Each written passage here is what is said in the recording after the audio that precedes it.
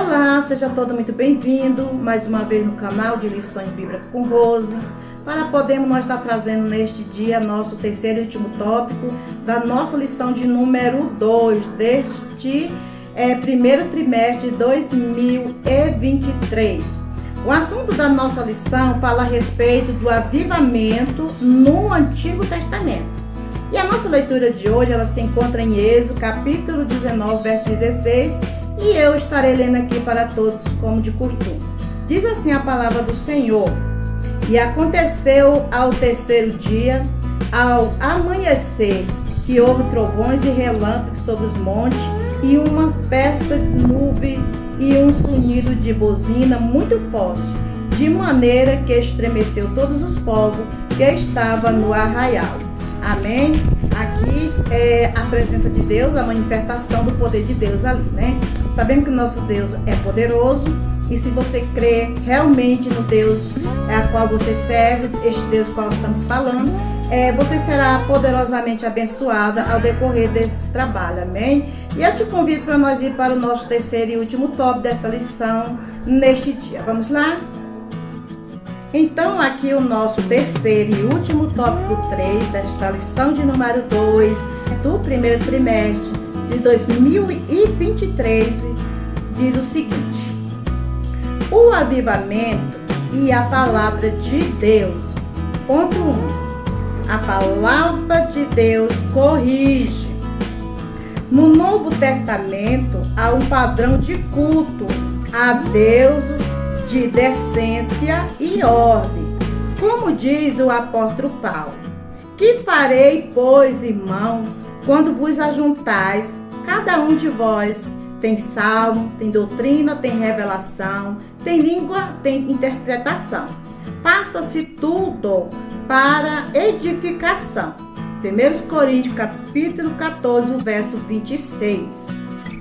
Veja que o que marca essa orientação apostólica não é o exibicionista espiritual ou mero emocionalismo, nem as expressões irreverentes no culto. Aqui há uma orientação para um culto avivado de acordo com a palavra de Deus. Neste culto, Deus pode enviar um avivamento genuíno como resposta ao quebrantamento espiritual e às orações do povo de Deus. Olha, irmão, portanto, aqui na nossa leitura é bastante explicado o seguinte, né? A respeito aqui dos trabalhos dentro da casa de Deus. Então vejamos aqui, através da nossa leitura, que o apóstolo Paulo, nós vemos que ele está aqui ensinando a igreja de Coríntio a respeito do que tem que ter num culto, quando o povo se reúne. Então no culto tem que ter salmo, doutrina, revelação, tem língua e interpretação. Mas tudo para edificação da igreja, para edificação do povo, e jamais para nos exaltar e para nos engrandecer. E nunca podemos deixar de valorizar a palavra de Deus. Devemos ter bastante cuidado, igual nós lemos, com o emocionalismo e o formalismo. Porque nós vimos aqui na nossa leitura seguinte, a respeito de ordem e decência. É isso que o apóstolo Paulo aqui está ensinando o povo de Coríntio, que serve muito para nós no nosso tempo atual. E nós vamos aqui para o nosso ponto 2, para você ver como o apóstolo Paulo, ele era um apóstolo bastante rígido em termos de organização da casa de Deus. O ponto 2 desse tópico 3 diz o seguinte: cuidado com formalismo. Com formalismo quer dizer a respeito do que é formal, metódico e rigoroso. É o extremo, o oposto do mero emocionalismo, o exibicionismo espiritual. É verdade que não é errado observar regras, preceito e método.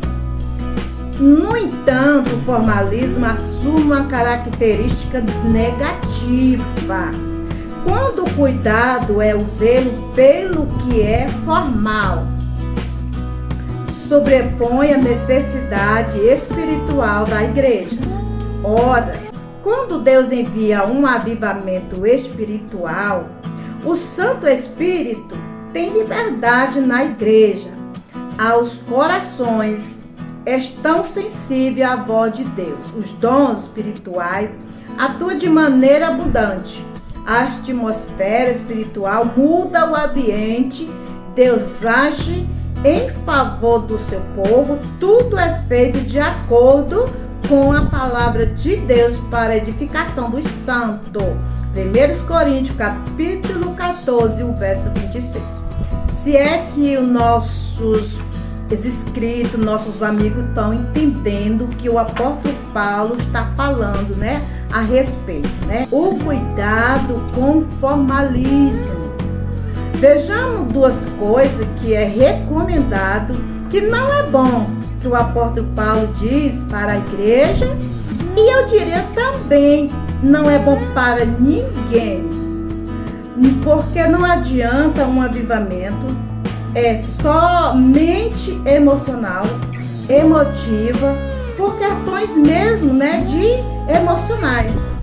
Porque o verdadeiro avivamento de Deus, ele não precisa de instrumento, ele não precisa que alguém mande você ser avivado, não precisa que mande você se levantar, fazer barulho, não precisa. Porque a palavra de Deus, ela revela, ela fala com a pessoa, ela identifica. Então, o verdadeiro avivamento, ele é ocasionado pelo próprio Deus.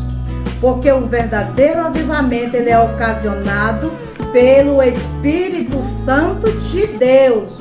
E não por instrumento, e não por bastante barulho. Esse tipo de avivamento não é de Deus, mas também não é do inimigo. Como disse aqui o apóstolo Paulo, ensinou aqui o povo de Corinto, está falando para eles, pode ser como o apóstolo Paulo disse, o emocionalismo. E ele diz isso aqui no nosso leitura aqui. Esse tipo de avivamento não edifica. E ele diz assim para a igreja de Corinto, que a igreja de Corinto, eles tinham que tomar um certo cuidado.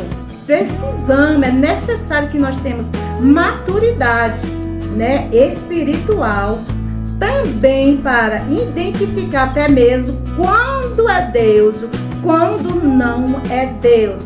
Não é emocionalmente, e é o próprio diabo também, atuando para atrapalhar e confundir, então, o povo que está ali para adorar a Deus.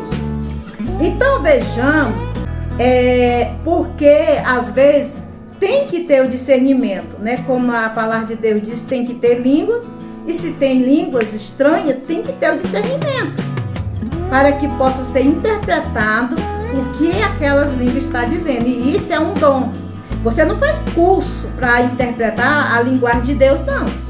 Não existe estudo teológico para você trazer o discernimento, ou para você aprender discernir e explicar. Não existe, porque ali é dado na hora para a pessoa discernir o tipo de linguagem que ali está falando.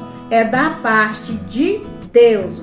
Vejamos, é necessário que a igreja perceba, e não haverá avivamento dentro de uma igreja ou na vida de uma pessoa se não estiver dentro da própria palavra. Sem palavra, sem aplicação da palavra, a palavra exorta, a palavra ensina. E sem ela não existe avivamento nem na igreja e nem na vida de uma pessoa.